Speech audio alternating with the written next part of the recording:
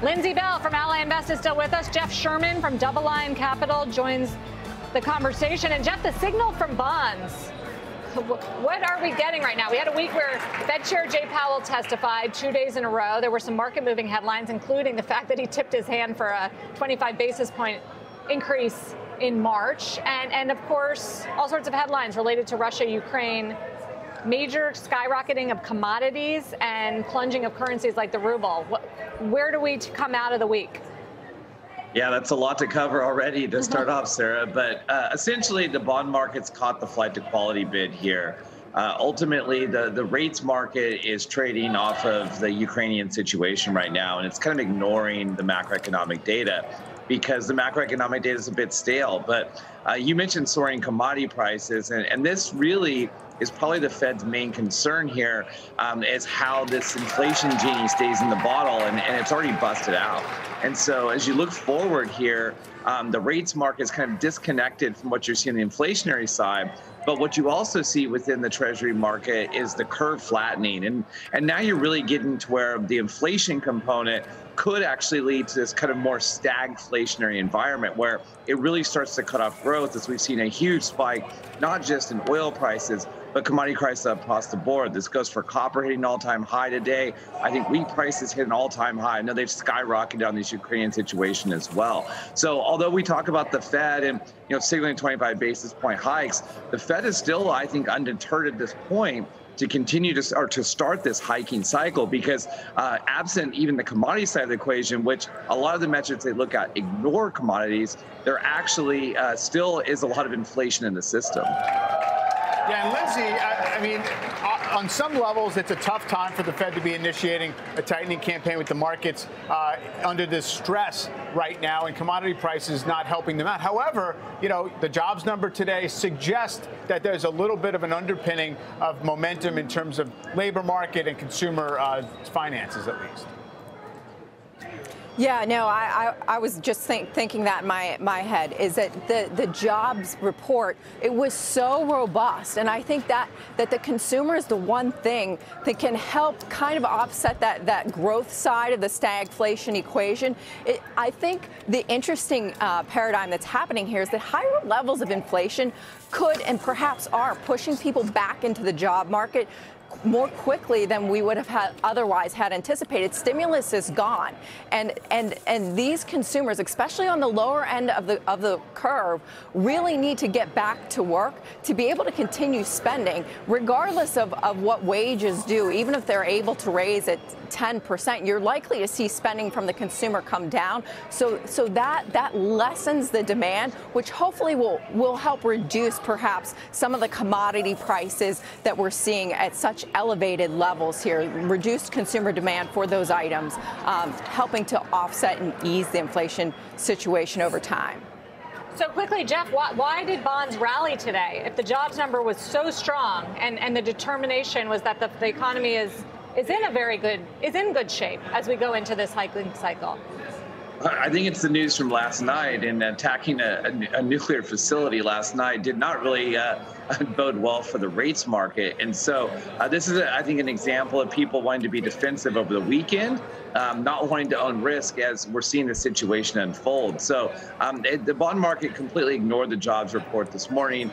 It ignored the fact that the wages are relatively flat. And you can take that in a couple of ways. You could say it's the hours worked that peaked that kind of drove that down a little bit. It could be positions that did that as well. But ultimately, the Treasury market right now is not focused on the backward-looking economic data. It's looking at the current crisis that we're facing in the Ukrainian situation. Jeff, just on this point that obviously investors are risk averse, therefore the buying of bonds, yields down where they are. Is there any significance, some people pointing to the 10-year Treasury yield, still holding above 1.7%? Maybe the uptrend is still there. Do you think that it stops short of being kind of an all-out rush for safety? Yeah, you bring up a good point here, Mike, because the technicals say the gap here it really kicks in around 169 or so, and we continue to see that number. The gap down there on the technical analysis side would be about 150, and so prior to this week, I mean, with the beginning of the invasion last week, you really saw the rates market really hold in there relatively well. So if this situation were to resolve itself in short order, and none of us really know whether that's plausible or not, I do think you see a resumption of the upward trend in yields. And so the inflation data is going to be here, even if we get a reversal in some of these commodity prices, because you still have core goods inflation running at elevated levels. You have the services side of the equation that still doesn't really reflect all the catch up of the housing market. We continue to talk about that. And ultimately, this wage growth we've seen will trickle into the inflation component. So this is why the Fed remains undeterred at this point. We have seen some repricing, some of the hikes there.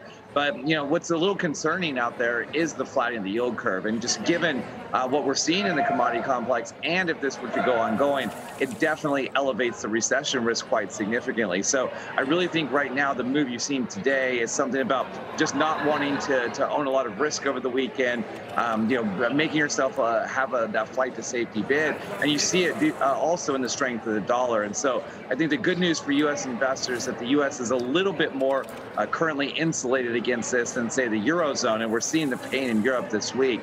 And so I do think that all in all, having a 171, having 172 10-year at this point in the day, and that's the close of the day, does still have some support there that it's not just panic buying and panic selling on risk assets. I was going to bring up the dollar because this was a very strong week for the dollar, up 2%, which is not a typical move overall for the DXY. You look at the euro, it's under 110. It's the flight to safety. It's the weakness perceived in Europe that's going to come as a result of the cutoff of the Russian economy. Lindsey, we're now back to levels we saw in 2020 during the height of the pandemic, when people were really spooked by the economy's prospects. At what point does it become a headwind for corporate America, or shift your thinking on things like multinationals because it's going to hurt earnings? Yeah, I mean, right now the S&P 500 exposure to Russia is quite small, but the question is, what is the tack-on effect to other economies that do feed into U.S. corporations? And only time is going to tell. And it also depends on how long this conflict lasts and the impact it has on commodity prices and the consumer and a lot of other things.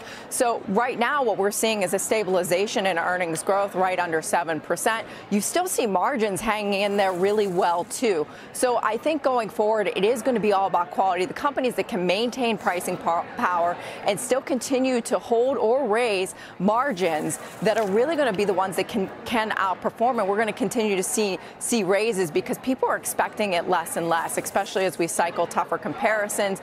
The question of slowing growth is front and center right now. So we're going to be watching that very closely as we move forward. Really quickly, Jeff, you guys still long the dollar at DoubleLine? Yeah, we actually trimmed our non-dollar exposure towards the end of January, along with some of our emerging market exposure. It's just, we thought that the era of easy money is over, and it was over globally, and so it wasn't a prediction of this crisis that was forthcoming. But upgrading credit quality is something we thought was the right move. We continue to kind of focus on some of that. We obviously still own credit out there, but from a portfolio positioning standpoint, we're very comfortable. We haven't made any dramatic shifts this week. And again, you don't want to just revisit your portfolio on just some geopolitical risk that's percolating all of a sudden. But ultimately, we think that there'll be a better entry point to get those non-dollar and emerging market positions back. And it's just a little too early to start nibbling on those more risky parts of the market. You want to stay focused on higher quality. You want to own a little bit of interest rate risk at this point in time. And we think having that balanced approach is really the right place today. Jeff Sherman, thank you for joining us on an important week.